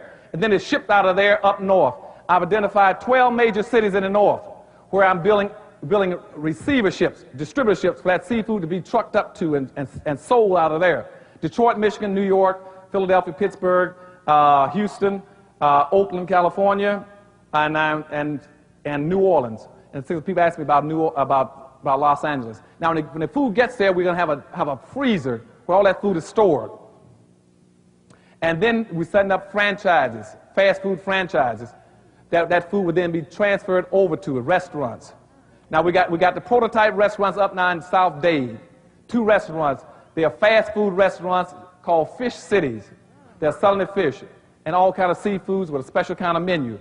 Now, McDonald's and Burger King, our 2 competitors on both sides, do about $780,000 a year. We do twice what McDonald's and Burger King do and sell, okay?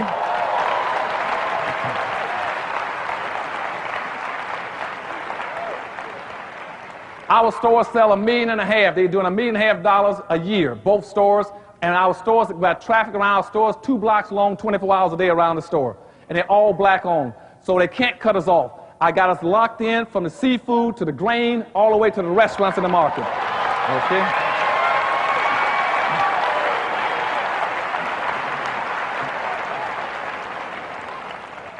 And the only way they can get me out is to turn my people against us. And they can't turn us against us because I love my folk too much and they think too much of what I'm trying to do for them, so they can't get us out. Okay. And so in those cities, we're selling those franchises to blacks at half what it costs to go into a Burger King store. Burger King store costs you about $550,000 to start a store. Our seafood place costs you about $250,000. And you bring back twice the profits. Okay? So we are beating them in that score. Now, also along the line, we're setting up other kinds of operations. Blacks will be going into the trucking business, servicing that. It's vertically ordered. And some blacks will be selling the restaurant suppliers, the security service, the building the stores, the insurance and stuff, the employment agencies. And in each city, our stores will produce something like about 50 businesses per store just in seafoods. Per city, 50 businesses per city. And any blacks can get these franchises, and you all going to have a chance to get them out here in Los Angeles. We're going to come to Los Angeles someplace like next June. At that point in time, save your money and start raising capital.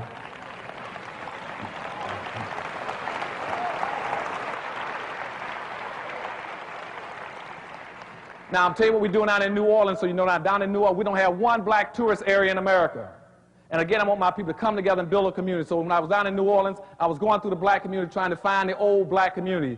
In New Orleans, right now, when people go there, they got the French quarters, all white, no blacks down in that area. I've gone over and identified an area now where we're going to rebuild a black community there. And I got 2 blocks of land down there. I'm trying to build. I'm going to put in black clubs there with black entertainment for a jazz club, a blues club, and a popular club. We're going to put in black restaurants. And we're also going to put in souvenir shops. And we're doing it vertically. And we come out with a national campaign asking all blacks in America, since we don't have a black tourist area in America, plan your conferences only in New Orleans. When you go to New Orleans,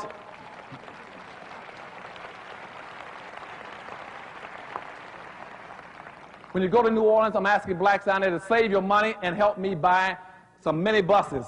I want about 10 mini buses to set up a bus service schedule to go in and out of every hotel to haul those blacks over to that community where they can be entertained and be fed and dined and wined and taken back to the hotel until we build our own hotel in New Orleans.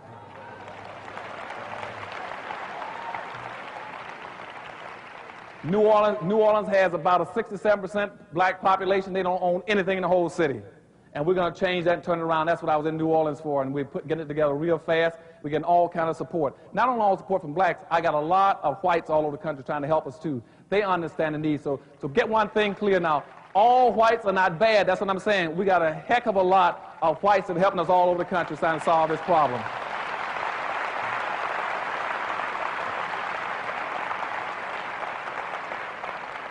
Because a lot of them understand, they know that we cannot make it otherwise, so they're helping us. Same thing, and let me give you one other example. The third business coming up is leather. I'm trying to get blacks to compete in the leather industry. Now, right now, most of our leather is coming in from Taiwan, Korea, Hong Kong, China. And the reason they're going that way is because they got environmental laws where they can produce the leather cheaper by the labor and also by the environmental restrictions for tanning. I found out how to beat them, so we're going to build a leather industry. I'm trying to get blacks together now. We're going to set up our leather procurement system in Florida. We're going to buy skins, reptile, cows, sheepskin, cow skin. We're going to have a procurement system in Florida. We're trying to build a tannery in Haiti. There's no cheaper labor market in the world than Haiti. And we're going to build a tanning plant there where those blacks will have a chance to own that plant along with blacks in America.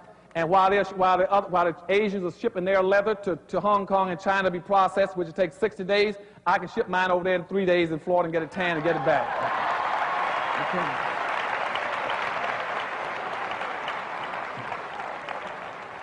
When that leather comes back in the United States, I'm trying to set up 2 plants.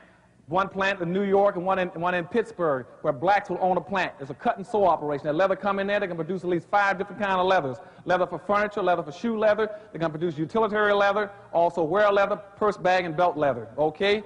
Once that leather's been produced in those cut and sew factories, it's going to be sent all over the United States to 2 major distribution centers, one in the west and one in the north. where blacks like you all can say, I want to be a distributor of that leather. I want to be a warehouser, a wholesaler of that leather, any of it. Then we're going to put retail shops in the malls in each city and in all these communities where you can sell black-owned leather. Then I'm asking the black entertainers, athletes in America, it's quick going on TV, advertising Japanese and Asian leather, advertise good black leather.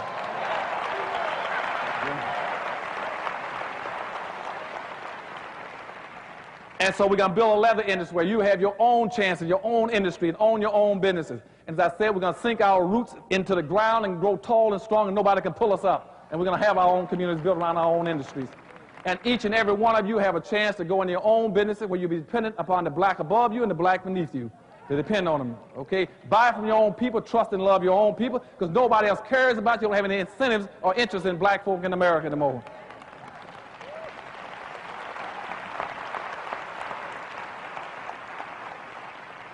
And the last one I'm going to give a point is Detroit, Michigan. Going to Detroit, Michigan is 84% black.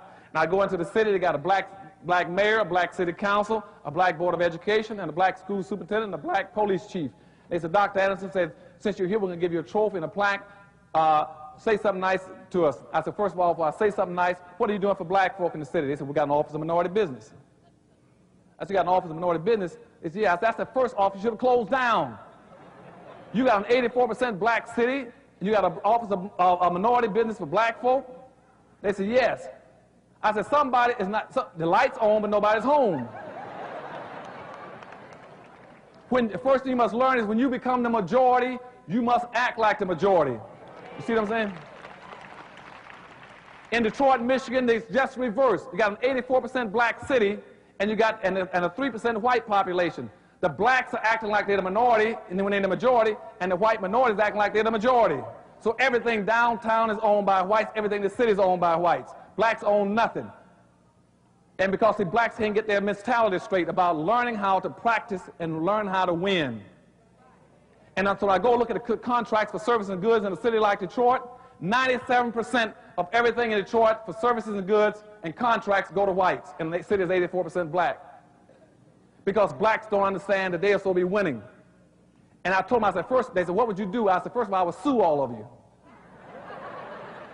Because that's against the law. Because you see, our good jurist, Clarence Thomas, has already ruled, saying that you cannot bypass a majority to give to a minority.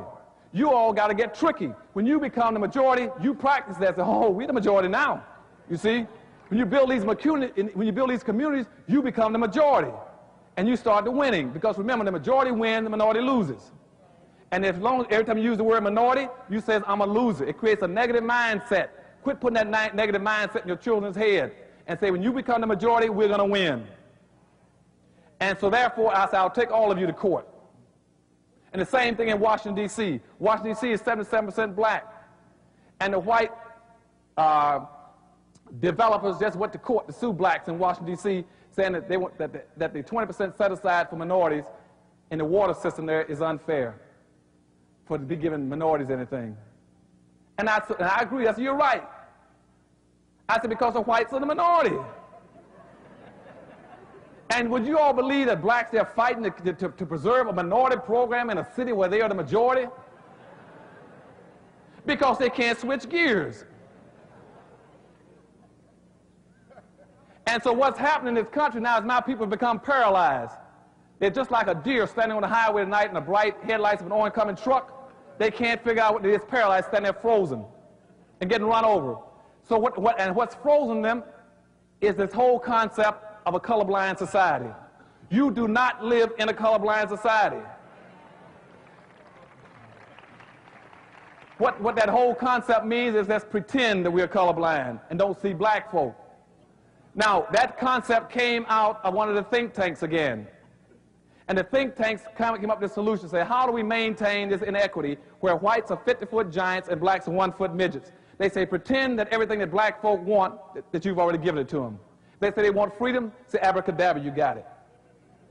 See, they're not empowering you. They're just giving you symbols and slogans rather than the tools. You want to be equal? Abracadabra, you equal. You want equal opportunity? Abracadabra, you all got it.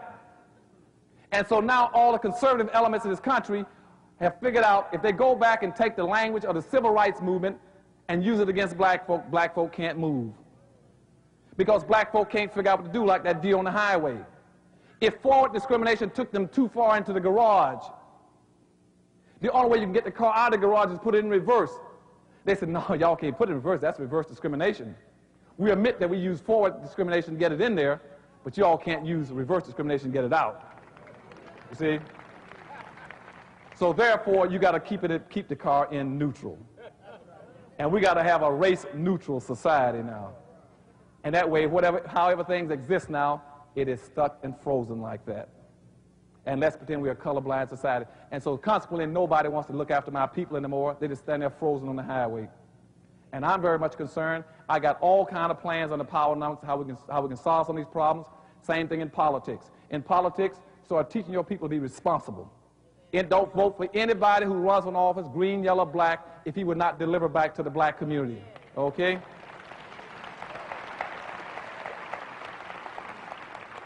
Politics is a process that simply defines who's going to get what out of life. But it must be based on quid pro quo. Everybody you put in the office must deliver something very specifically back to the black community. Don't let them get off the hook by saying, well, I'll hire a black person. I don't care. Clinton will give you that same tale. I'm going to hire a black. I don't care who he puts as a secretary. That's not the issue.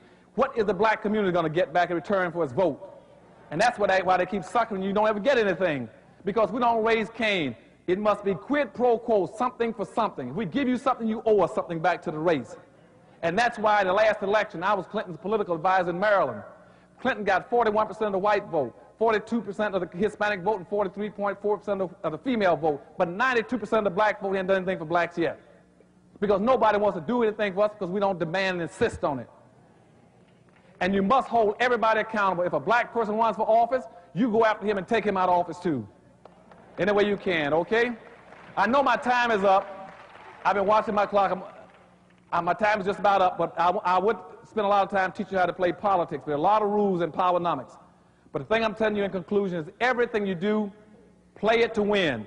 Practice group economics, group politics, build alternative economic structures, redesign your school systems. Right now, people are saying school systems are failing blacks. The school systems are not failing blacks. The school systems are doing exactly what they were originally designed to do. That was to produce blacks who were marginally educated to work for whites. But now, as I told you, is that blacks are obsolete.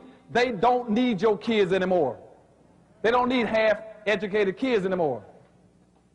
And so what you should do is go back and close down the assembly line and get your plan and say, we will now rebuild our schools across black America based on the needs of black Americans.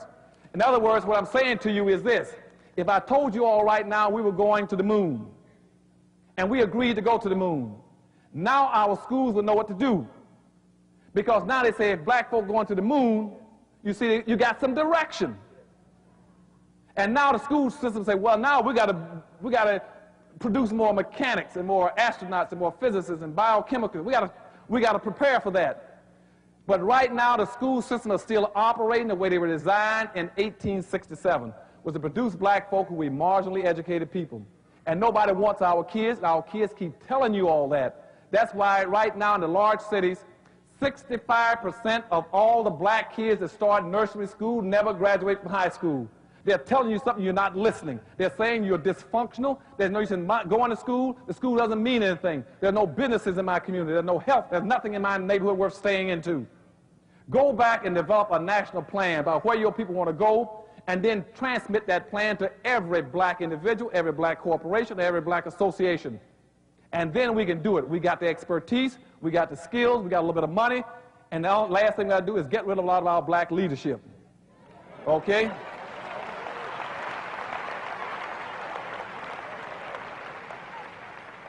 All these black leaders in America now, the head of our 2 or 3 major institutions, keep talking about looking out for everybody but black folk.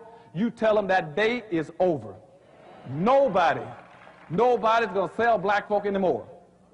The day of selling black folk over. If you want to sell them, you got to find yourself another job. Because right now, black folk are hurting too much, and it's too bad for us in this world to keep letting black folk get up there and get in these high positions and talk about everybody but black folk. If you don't want to be black, go home and sit down and look at TV.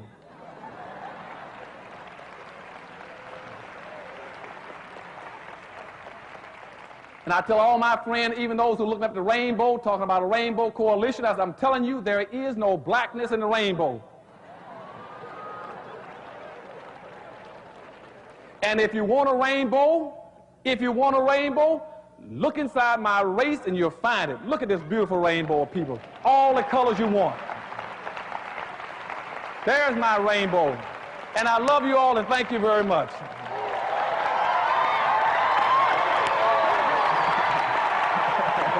Thank